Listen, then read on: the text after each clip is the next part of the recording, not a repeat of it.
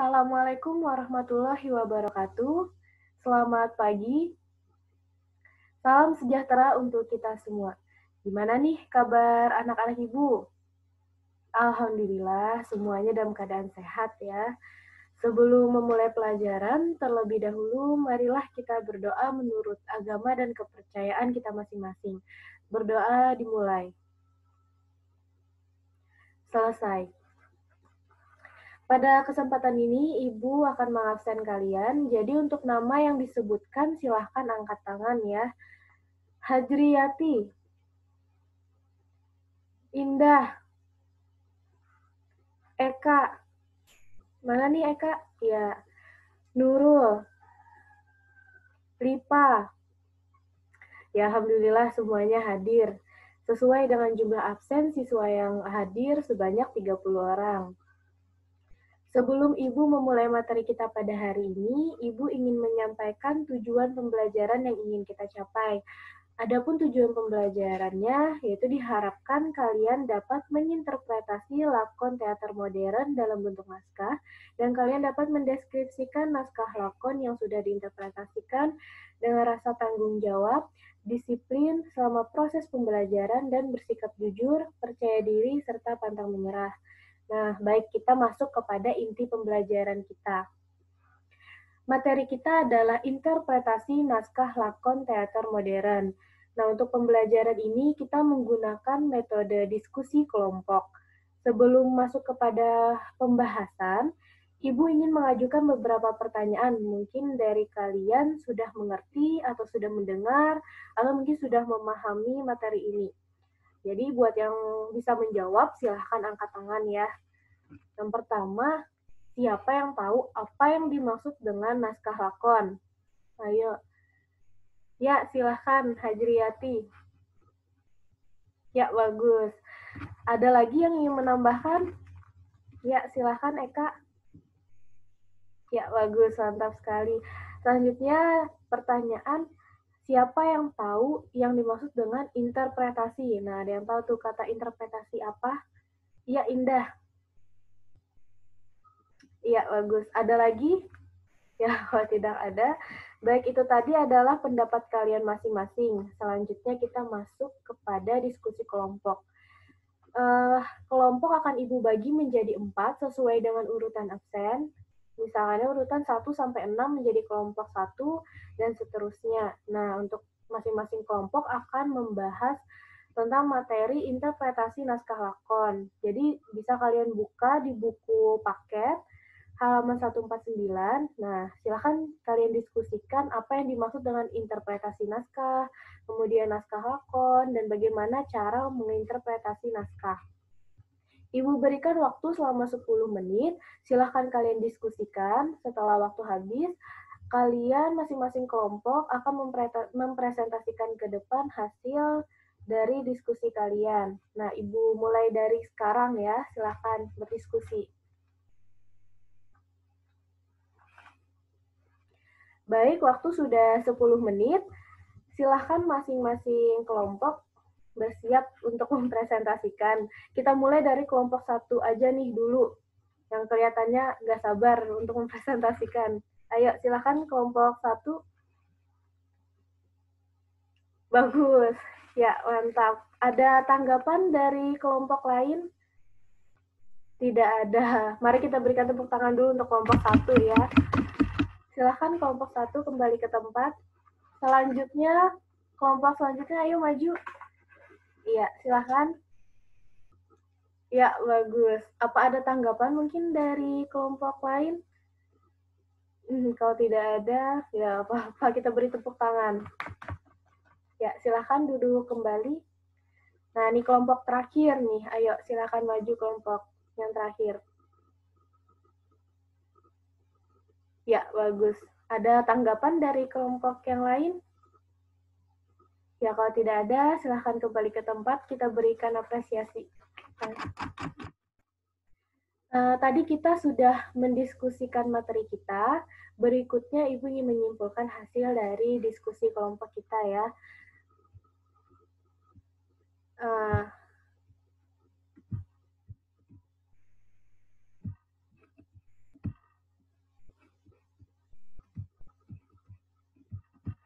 Nah, bisa kalian lihat di PowerPoint-nya, interpretasi naskah lakon. Nah, sebelum kita ke cara-cara menginterpretasi, kita terlebih dahulu harus tahu apa yang dimaksud dengan naskah lakon. Seperti yang sudah kalian ketahui, naskah lakon adalah sebuah rangkaian peristiwa yang disampaikan melalui dialog tokoh-tokoh yang ada di dalamnya. Di dalamnya memuat bahasa verbal dan sering disertai dengan keterangan tempat, waktu, dan adegan. Nah, jadi naskah lakon ini merupakan salah satu bahan pokok untuk mementaskan suatu pertunjukan dalam drama atau teater modern. Nah, naskah lakon ini juga merupakan karya sastra dengan media kata. Jadi ketika kita mempertunjukkan naskah lakon, berarti kita memvisualisasikan karya sastra dalam bentuk kata ini ke suatu pertunjukan. Nah, ini ada juga sejarah singkat. Jadi naskah lakon pertama yang menggunakan bahasa Indonesia itu judulnya Bebasari, karya dari Rustam Effendi, seorang sastrawan, tokoh politik yang terbit tahun 1926. Nah, terdahulunya naskah-naskah lakon itu biasanya dalam bahasa Melayu Tionghoa, bahasa Belanda, dan juga bahasa daerah. Nah, kemudian interpretasi. Nah, kalian pasti udah tahu dong, interpretasi adalah pemberian kesan, pendapat, atau pandangan teoritis terhadap sesuatu. Interpretasi disebut juga tafsiran. Tujuan interpretasi biasanya adalah untuk meningkatkan pengetahuan atau pemahaman. Nah, kalau misalnya kita ingin mempertunjukkan sesuatu, pasti kita ingin naskah lakon yang kita pertunjukkan tidak berjarak dengan penonton. Artinya penonton dapat menangkap makna yang terkandung, yang tersirat ataupun yang tersurat dari naskah lakon yang kita pertunjukkan tersebut. Nah, bagaimana caranya agar tidak berjarak dengan penonton? Yang pertama, kita harus mengenal terlebih dahulu naskah lakon tersebut, kemudian baru kita interpretasikan. Nah, caranya dengan membaca naskah lakon secara berulang, jadi tidak cukup hanya satu kali. Kemudian kita harus tahu dan kita harus menganalisis beberapa unsur yang ada di dalam naskah. Yang pertama yaitu tema. Nah, tema adalah ide pokok atau gagasan utama sebuah cerita. Jadi tema ini yang paling utama yang harus kita tahu terlebih dahulu. Kemudian penokohan. Nah, seperti yang kalian lihat, mungkin kalian tidak asing dengan protagonis dan antagonis, tapi sebenarnya ada lagi yang lain, yaitu deotragonis, yang tokoh yang berpihak kepada tokoh protagonis. Ada juga foil, tokoh yang berpihak kepada tokoh antagonis. Ada tetragonis, tokoh yang bersifat netral. Confident, tokoh yang menjadi tempat penyampaian tokoh utama. Ada resonar, tokoh yang menjadi corong bicara pengarang kepada penonton. Kemudian yang terakhir ada utility, tokoh pembantu. Nah, setelah kita menentukan penokohannya, baru kita harus menganalisis karakter masing-masing tokoh.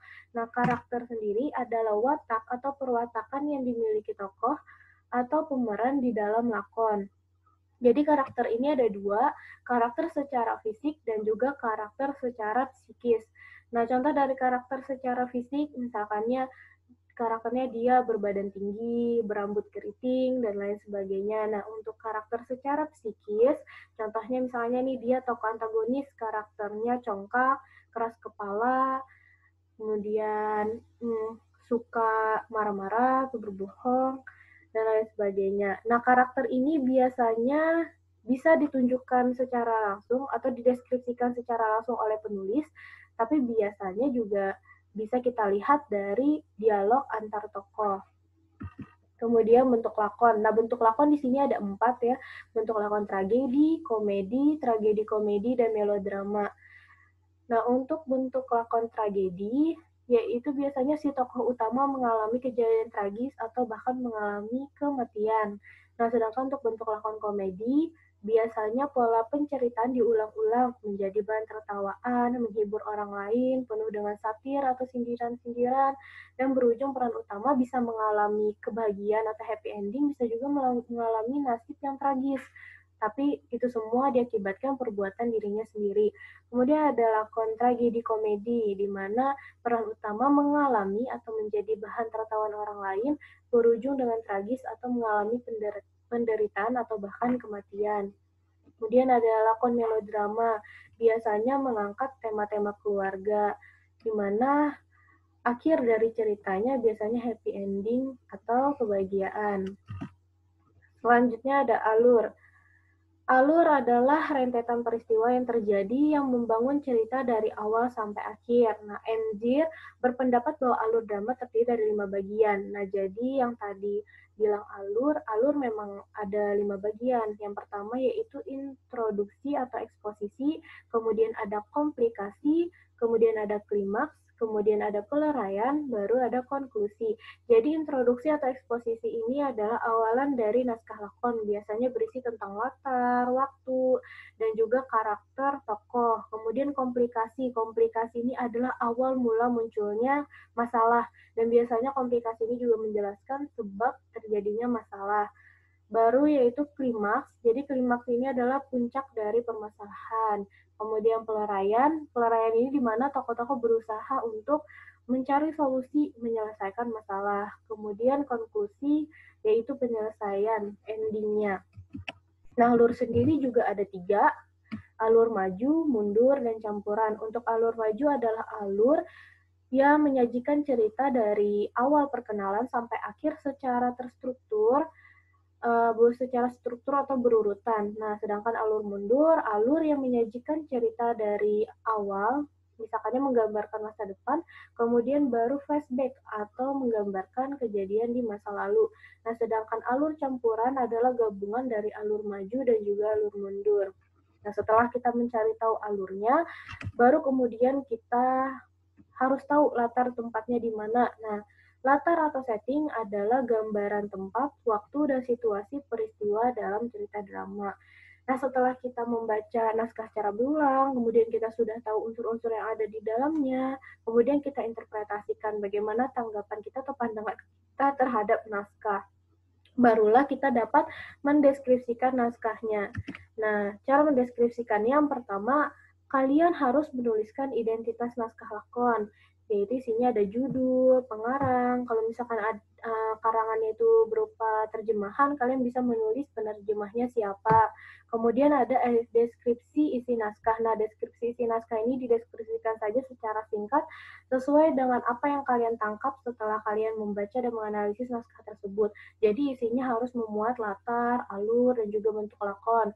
Kemudian penokohan. Kalian juga harus tahu jumlah tokoh ada berapa, nama-nama tokoh siapa saja, baru kalian tentukan penokohannya, yang protagonis siapa, yang antagonis siapa.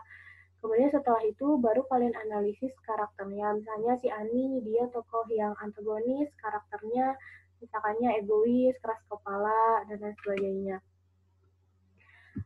Nah, di sini Ibu akan memberikan contoh dari naskah lakon. Ini ada contoh naskah lakon 1 babak.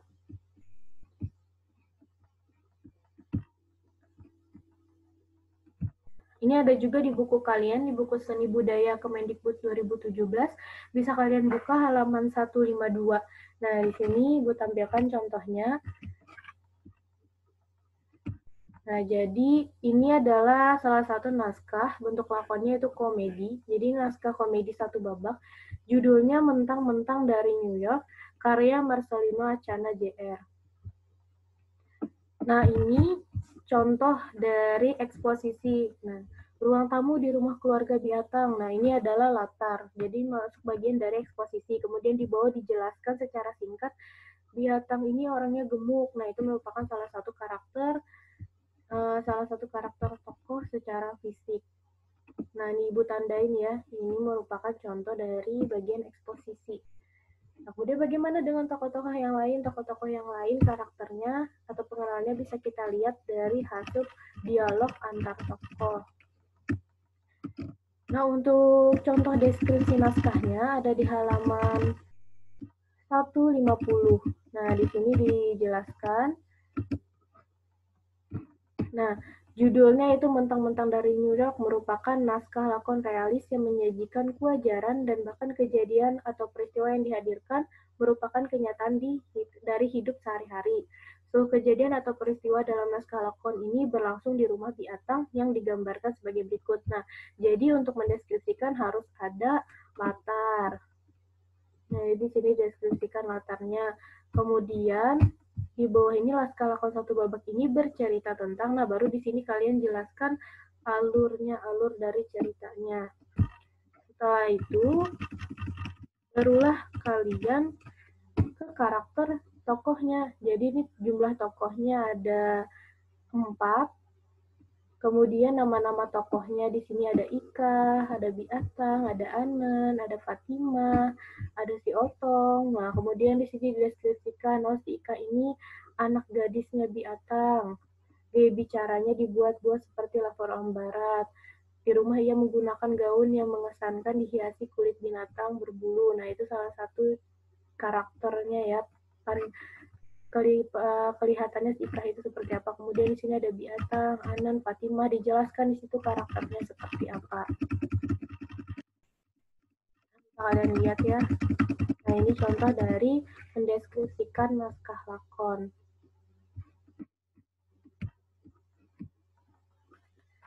Nah, itu tadi penjelasan Ibu. Selanjutnya Ibu ingin mengadakan post-test. Nah, tujuan post-test ini untuk mengukur kemampuan kalian terhadap materi yang telah Ibu sampaikan. Kalian udah paham belum nih apa yang Ibu sampaikan? Udah bisa menangkap belum nih? Jadi, langsung saja ketika Ibu memberikan pertanyaan, langsung aja angkat tangan. Ketika Ibu persilahkan, baru silahkan kalian jawab. Nah, yang pertama, ini selalu diulang-ulang kalau sampai tidak bisa, ini terlalu sekali. Apa yang dimaksud dengan naskah lakon? Ya, oh banyak banget nih angkat tangan. Ya, dari Ria dulu. Apa nih, Ria? Ya, bagus. Tepuk tangan dulu buat Ria. Selanjutnya, Eka. Ya, mantap. Kemudian ada pertanyaan kedua. Apa yang dimaksud dengan interpretasi naskah? Ya, Indah. Ya, bagus. Selanjutnya, ya, Lipa, silahkan. Iya, pertanyaan terakhir nih. Bagaimana cara menginterpretasikan naskah lakon? Nah, ayo, siapa? Ya, Nurul. Ya, bagus sekali. Ada lagi? Ya, silahkan, Ria. Oke, mantap. Baik, itu tadi pertanyaan terakhir ya. Ibu merasa senang dan bangga karena materi ini sudah dapat disimak dan kalian pahami dengan baik.